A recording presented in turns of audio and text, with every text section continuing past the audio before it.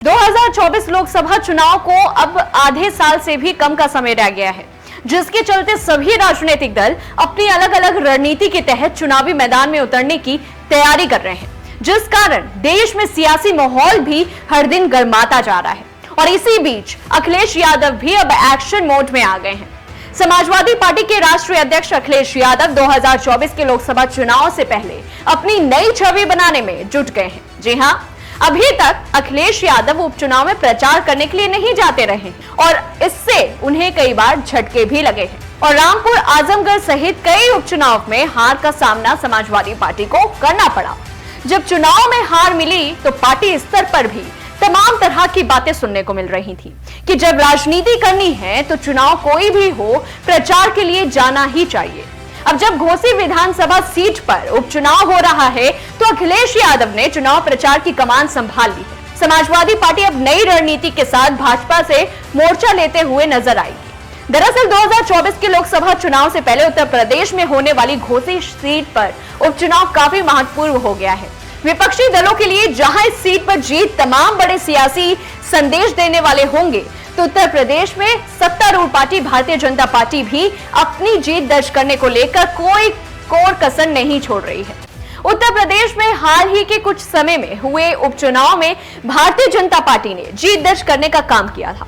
Rampur Lok Sabha seat, Azamgarh Lok Sabha seat व रामपुर विधानसभा seat पर भी भारतीय जनता पार्टी ने अपनी जीत दर्ज की थी और इन सीटों पर समाजवादी पार्टी चुनाव जीतने में असफल थी। इन्हीं सीटों पर उपचुनाव में भी समाजवादी पार्टी के अध्यक्ष अखिलेश यादव प्रचार से पूरी तरह से दूर थे, जिसको लेकर तमाम तरह के सवाल खड़े हुए थे।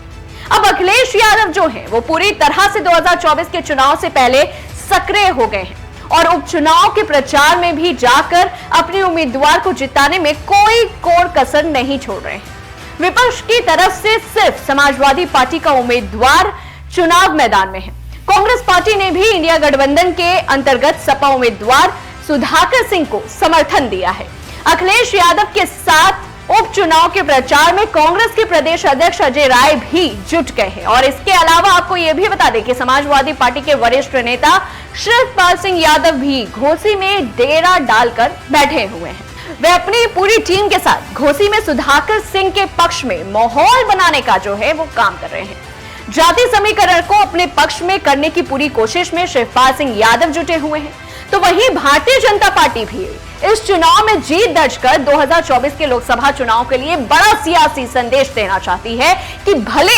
अभी तक घोसी सीट पर समाजवादी पार्टी का कब्जा रहा हो, लेकिन अब भारतीय जनता पार्टी इस सीट पर जीत कर जनता का बड़ा समर्थन हासिल करने की कोशिश में है। हालांकि मऊ की इस घोषित सीट पर जाति समीकरण भारतीय जनता पार्टी के खिलाफ नजर आते हैं और इस सीट पर अल्पसंख्यक, पिछड़े, दलित, अति पिछड़े समाज का अच्छा वोट बैंक है। अल्पसंख्यकों का वोट बैंक राजनीतिक दलों के उम्मीदवारों की जीत हार का फैसला करता रहा है और इस सीट पर 2022 के विधानसभा चुनाव में समाजवादी पार्टी के टिकट पर दारा सिंह चौहान ने जीत दर्ज की थी, लेकिन अब दारा सिंह चौहान समाजवादी पार्टी से इस्तीफा देकर भारतीय जनता पार्टी में शामिल हो चुके हैं और ऐसे में अल्पसंख्यक समाज से जुड़े मुस्लिम वोट बैंक किस तरफ जाएगा, यह सबसे बड़ा सवाल बना हुआ है। वहीं आपको यह भी बता दें कि भारतीय जनता पार्टी संगठन के प्रदेश अध्यक्ष भूपेंद्र सिंह चौधरी, प्रदेश महामंत्री संगठन धर्मपाल सिंह सहित सरकार के दोनों उप मुख्यमंत्री केशव प्रसाद मौर्य व ब्रजेश पाठक घोसी में लगातार जनसंपर्क और चुनाव कार्यक्रमों में शामिल हो रहे हैं,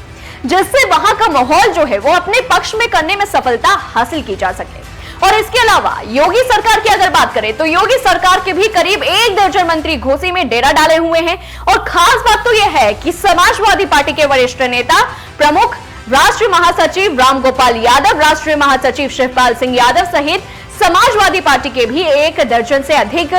बड़े नेता घोसी में डेरा डाल चुके हैं। पिछले करीब 10 दिन से तमाम बड़े नेता जो हैं इसमें रहकर इस सीट पर जीत दर्ज करने के लिए माहौल बना रहे हैं। वहीं घोसी सीट समाजवादी पार्टी के अंतर्गत बने इंडिया महागठबंधन के लिए प्रतिष्ठा का सवाल बन चुकी है, इसलिए समाजवादी पार्टी से जुड़े सभी नेता क्षेत्र में डटे हुए हैं और लोकसभा चुनाव 2024 से पहले इसी सीट पर जीत दर्ज कर इंडिया गठबंधन के लिए एक बड़ा सियासी संदेश देने की कोशिश की जा रही है।